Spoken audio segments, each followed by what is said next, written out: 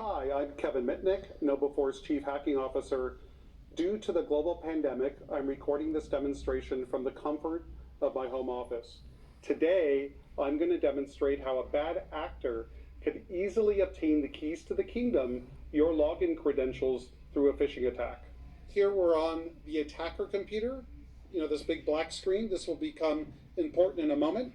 But for now, let's move over to the victim's computer.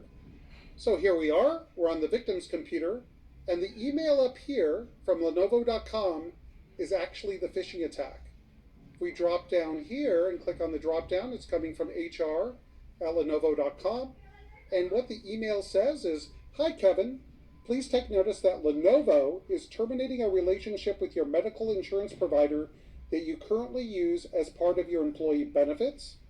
Our HR team is in the process of updating employee medical benefit choices because of this immediate change. We need to urgently discuss your medical insurance options so that we can submit your application to the new provider no later than end of business on July 15th.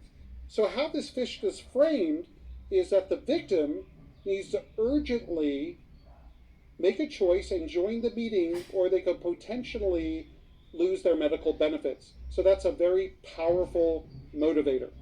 So it's very likely that the victim is going to comply with the request. So with that said, let's put ourselves in the victim's shoes and go ahead and click on the meeting request. It basically wants to put it into our calendar. We'll click OK. And you know what? That's all the victim needs to do to give away the keys to the kingdom. So here we are, back at the attacker computer. So I'm going to open up my email. And in my email, we see that we have a reply from the phish that we just sent. And in the reply, we have an attachment. What's in this attachment is the victim's keychain. What is a keychain? It's a special file in Mac OS X that contains certificates, network passwords, application passwords, a bunch of confidential data that you would never want exposed. So let's go ahead and download the file. We're going to call it loot, and we're going to place it here in this particular directory. We're going to click save. So to get to what you see on my screen, I ran a script to extract the keychain from the attachment that was sent to me after the victim accepted the invite. I also had to crack the password to the keychain that kept me from gaining access to it.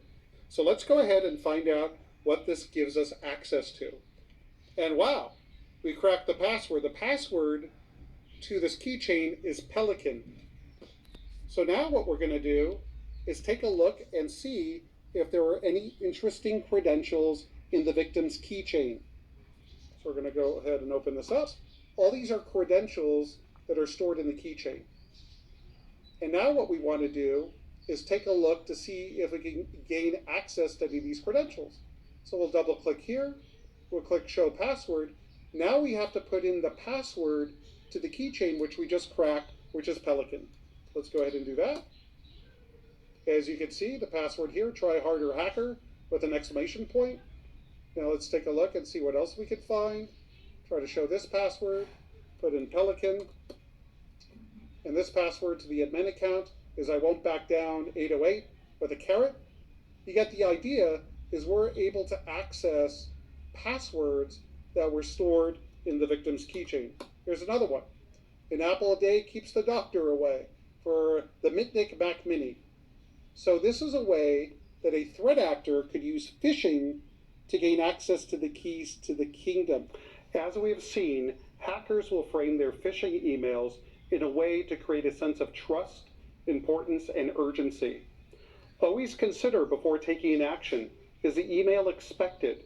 Have you verified the sender is a reliable source? Is this the sender's normal means of communication? These are the things to ask before clicking on a link or opening an attachment in an email. It is crucial that you stop, look, and think.